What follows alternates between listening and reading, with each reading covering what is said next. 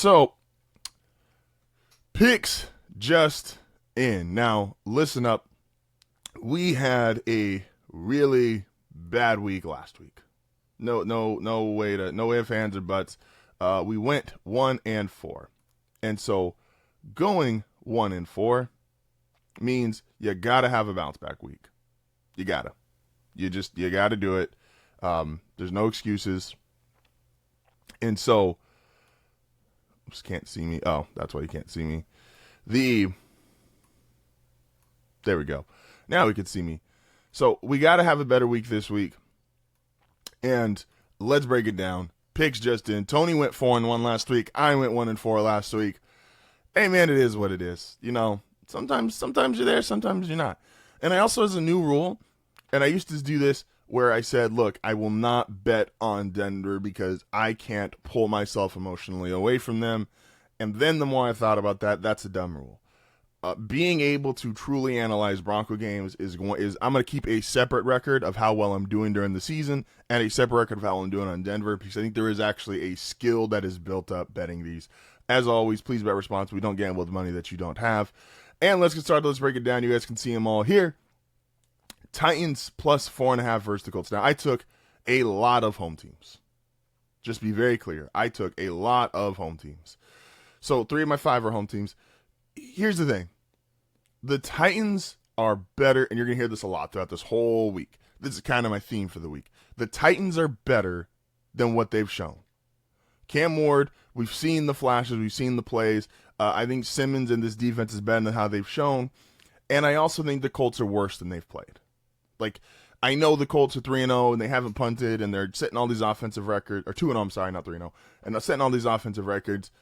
If I had to make a side bet, and they won't let you do this, but you make a side bet that goes, who is most likely to turn into the 2024 New Orleans Saints, it's 1,000% the Colts.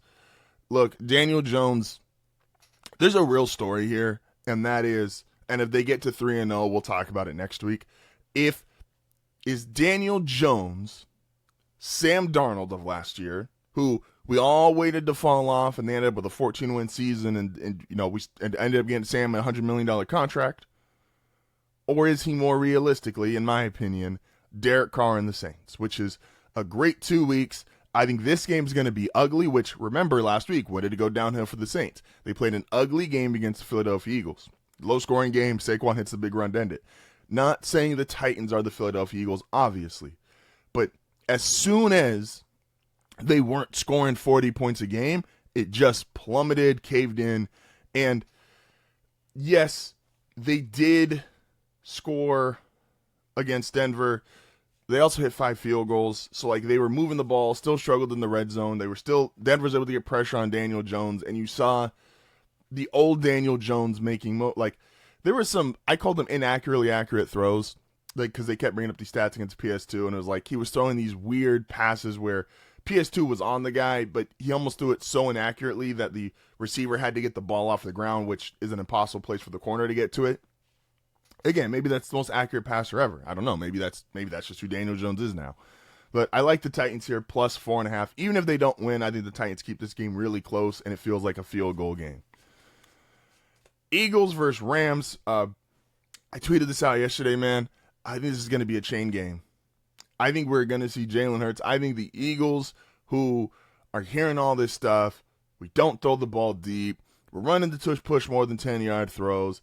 Jalen Hurts doesn't have a passing touchdown through 2 weeks, but how are we 2-0? And it's very similar to how people were talking about the Chiefs last year. And you can say that's valid. And I would agree. Just the premise of how the Eagles are winning games is very similar to how the Chiefs were last year. The exception, in my opinion, is when the Chiefs were winning games like this last year, post the Rashee Rice injury, and Rashee Rice isn't as good as either of these two guys either, the Eagles have A.J. Brown, Devontae Smith, the best offensive line in football. Like, they have the offensive personnel. When they really need to do it, they can get it done. That, I think, is the biggest difference between them and what the Chiefs did last year. Obviously, the Chiefs had Mahomes, who's better than Jalen Hurts, but skill-wise, skill positions, offensive line, the Eagles are better at all of those. And the Rams, who are my Super Bowl pick. I think the Rams are going to the Super Bowl, and I think the Rams, this is one of those tough decisions. I picked the Rams to win the Super Bowl against the Ravens. It was a head pick, not so much my heart pick. Obviously, I'd have two other teams winning if it was my heart pick. But the Rams, who, for some reason, I don't know why, are we not allowed to talk negatively about the Rams? Now, I think Stafford's a top 5 QB. I think Sean McVay's a top 5 head coach. They also scored 14 points in week 1. Like, that game against Houston was not good. And so I don't think this offense is quite there yet. I understand Devontae, Puka Nacua, like that presents its own set of problems, obviously, and Sean McVay, what he does scheme-wise with those guys. But the reality is this has not been a great offense yet. And I think the Eagles, they hear everything. They're going to play into it. Do they run the tush-push a bunch? Maybe not, because they're going to try to avoid the penalties. I just think they're practicing it in a way where, hey, look, if they're going to have a lot of eyes on us, for this week specifically, let's chill out. We won't run it as much. We'll make sure we line it correctly, blah, blah. Let's throw with Jalen, get AJ involved, get Devontae Smith involved. Jalen Carter, I think, is going to raise hell on this Rams offensive line. So I think all of that being taken into consideration, I like the Eagles a lot, -3.5. Next one, again, the theme of the day. I think the Panthers are a little bit better than what people think they are, and I think the Falcons are a little bit worse. Now, the Panthers did backdoor cover last week. Shout out to Tony. He got that one. He had a 4-1 week. Fuck him. I'm trying to get my record back up. The Panthers are better, I think. Maybe not a lot, but they are better than what they showed last week. And the Falcons really struggle with prosperity, man. Anytime you want to start thinking the Falcons are it, and I like Michael Penix, I like Robinson, we all like Drake London, like they have all this talent. But anytime in these last couple years, if you've been watching, if you are involved with sports betting or gambling at all, and you see how the Falcons, when you think they're going to be there, you think they're going to be really good, and then they just disappoint you. So I think I think the Falcons win, but this feels like we've had a couple of last-second field goal wins the first couple weeks of the season. This feels like a last-second field goal. It's a divisional game. The Falcons don't do well with prosperity. This offense still, and again, I like Penix. This offense kicked 5 field goals last week. Like, this is not a dynamic. I know they beat J.J. McCarthy, but it's like this was a lot of field goals against an offense that was struggling. This feels very similarly. I think the pass rush is going to be still good, but I don't think everyone's like, oh, well, they just fixed their pass rush in a year. I don't quite believe that's true. I think Bryce Young, again, teams that are 0-2, if I believe in your head coach and you're 0-2, and this might sound like a really weird rule, and Chiefs fans, if you want to believe this too, go for it. If you are 0-2 or in a desperate situation and you believe in your head coach, you should believe you are going to get one hell of a game plan. And I believe the Panthers and Dave Canales is going to give you one hell of a game plan. Again, I think the Falcons probably win this on a last-second field goal, but 5.5 is too much, so give me the Panthers with the points. Going down, Texans, Jaguars. Look, man, I said it on Monday, or Tuesday, I'm sorry. The Texans got to be better, and I believe they will be better. And in my core, I don't think they're better than I don't think they're better. I don't think the Jaguars are better than the Texans. Sell your stock. I've done more than sell my stock. I have sold it, burned it, given it away to anyone who will listen. I have no Trevor Lawrence stock. I think what the expectation was of when he came into the league versus what he has produced, I just can't buy into it. I think CJ's better. I think D'Amico Ryans is the best. I get the best coach. I get the best quarterback. I still think I get the best team in this game, and I get the points. Anytime those factors line up, I believe wholeheartedly you have to take it.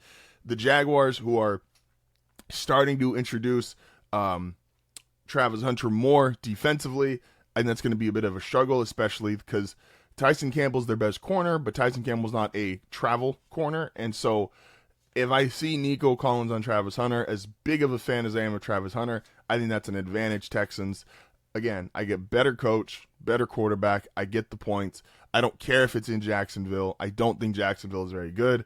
Give me Houston Texans plus 1.5. And then, of course, and no, I don't just bet every game in Denver's favor. I promise you. But this one I am. And look, two things can be true. not really too this to be true, but this is what's happening. The Chargers are getting all the love in the world. They beat the Chiefs. Oh my gosh, what a great win. Look how great Justin Herbert did. They beat the Raiders convincingly. Oh my gosh, look at how great the Chargers are. We're giving a lot of love. We're giving a lot of credit. Everyone's talking about them. They are the talk of the league. Justin Herbert's in MVP conversations. Jim Harbaugh's in Coach of the Year conversations. Everything we're talking about, Chargers. I don't think the Chargers are quite there. Remember, yes, their offensive line has played very well against two teams who I just don't think have a great pass rush. Chris Jones and Max Crosby are individually great pass rushers, but as far as team totality pass rushes, I don't think the Chiefs or Raiders have that. The Chiefs neither of them could get pressure at all without blitzing. That's not who they're playing this week. The Broncos have one of the best pass rushers in football. Garrett Bull, excuse me, Nick Bonito, Allen, Cooper, this is one of the best pass rushers in football. Now, Denver has struggled with covering tight ends and running backs. That's 1,000% true.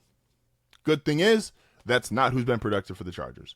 The Chargers have gotten great production out of the receivers, Quentin Johnston, Ladd McConkey. Keenan Allen's having a resurgent year for what we thought he was washed or done at the end of last year.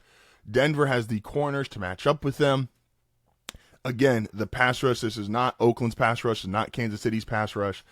And then defensively, the Chargers, who have had a good pass rush, not great, obviously that's going to suffer now, no Khalil Mack. As well as for the offensive line pass rush stuff for the Chargers. Remember, Slater is out. I know the offensive line has played well. The lack of Rashawn Slater due to the injury, and that's obviously unfortunate, that will start to show up against some of these better pass rushing teams. And I would have the same logic if the Texans and Chargers were playing. You would see that Slater injury matter more when you have Danielle Hunter and Will Anderson running at you. So Denver, and then again, the Chargers pass rush has been just okay. Obviously no Khalil Mack because of an injury. That's going to be rough on them. Denver statistically has, again, for the second year in a row, has the best pass blocking offensive line in the league. Bo Nix did not play well week 1, played much better week 2, 3 touchdowns. Again, and I know this game is in LA. We know how Charger home games go. This is essentially a faux home game for Denver. The fans will travel. Again, the Chargers, not as from where they stand now, the Chargers, similar to all these other teams I'm picking against, not quite as good as I think they're. And I think the Chargers are a playoff team. 1,000% are a playoff team. But they're not quite as good as they've been talked about or as we maybe have preceded them. And Denver, in my opinion, is better than what they've shown. Again, Denver could be 2-0. And Denver's loss is from a weird leverage penalty that, again, does not get called very often. Say what you want. I'm not here to blame the refs for why they lost. There's other opportunities they had in that game. And then I might be the only one who took week 1 as a pseudo win, because even though they turned the ball over a bunch, they still won that game, which to me is a sign of a great team. Again, I think this game is close, but I think at the end of the day, I think the Broncos go into LA, they get the win. I think the offense plays better, which it did last week. I think this defense and the pass rush gets after Justin Herbert, and we can take a deep breath, slow down. The Chargers are a good football team. They're a playoff level football team. They are not quite in the elite of the AFC when it comes to the Buffaloes and the Ravens, which I feel like a lot of people have started to put them after this 2-0 start. So, picks just in. Looks like a 5-0 week. I mean, if you want to be a part of one of the coolest, most unique communities, don't forget to like and subscribe.